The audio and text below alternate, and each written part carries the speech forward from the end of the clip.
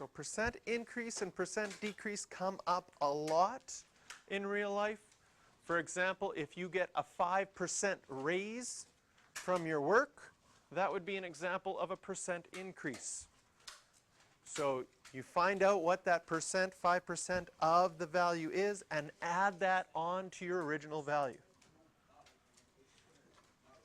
And of course, percent decrease, we often see when things are on sale. 10% off, 20% off, 50% off. That would be a percent decrease, where you find your amount and then subtract it off of the original price.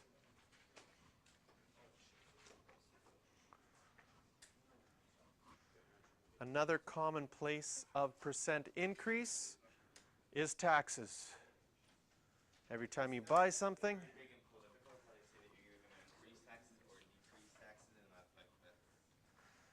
so right now, what is GST is what? 5% and PST? Isn't it 8? Yeah. 8 per PST, 5.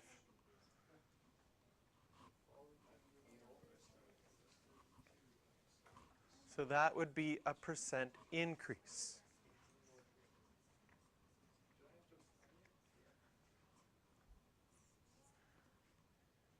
Everybody had a chance to write this down? Can I go to the next slide? Oh, not yet? Okay.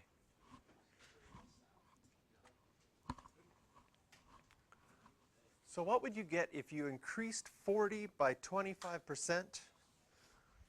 Well, what we could show for work for this, so we could say, well, what is 25% of 40?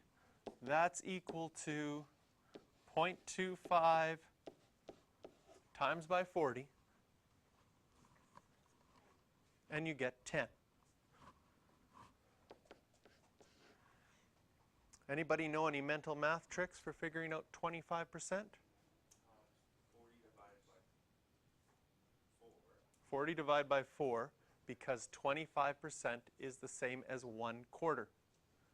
And 1/4 is the same as dividing by 4.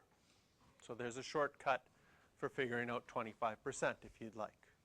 But you could type it into your calculator, and 0.25 times 40 is 10. So now what would you get if you increased 40 by 25%? We figure out the percentage, then we add that on to our original amount, and 40 plus 10 makes 50. So if you were making $40 an hour for your job, which would be awesome, and your boss says, I'm going to give you a 25% raise, you would now be making $50 an hour. Head French fry person at McDonald's. $50 an hour. Oh, No. Wow. Yeah, you'd have to spend, then French fries would be $8 a packet from now on if they started doing that.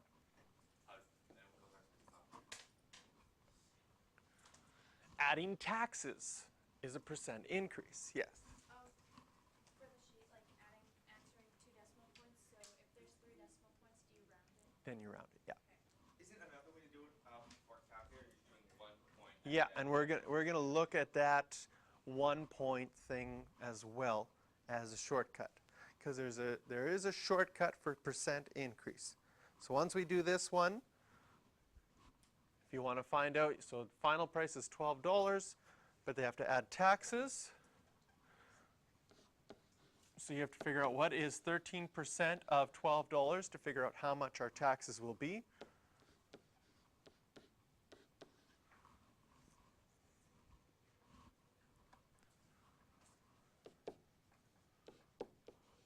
So we type that into our calculator.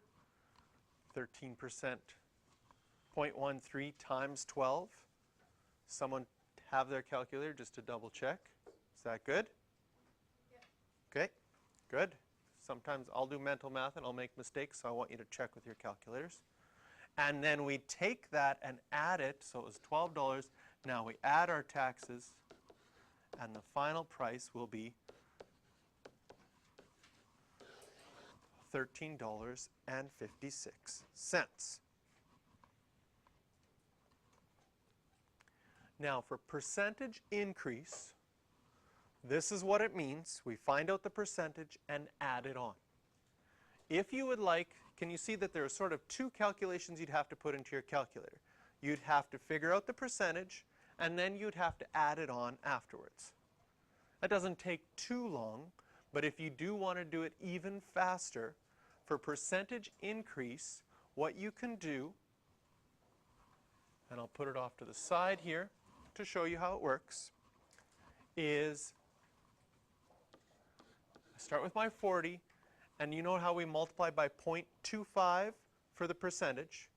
If you multiplied by 1.25, that would be the percentage increase, and that would give you the answer right away in one step. If you want to do the same thing with taxes, if you want to find your taxes in a quicker way, you could take the original amount 12 and multiply it by 1.13. So you add your 13% and the 1 adds it on right away, and if you type this into your calculator,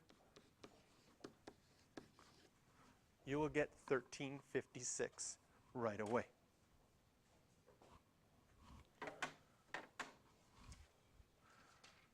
I'll get you to write down the definition for percent decrease, and then we'll probably start tomorrow's class with some examples of percentage decrease.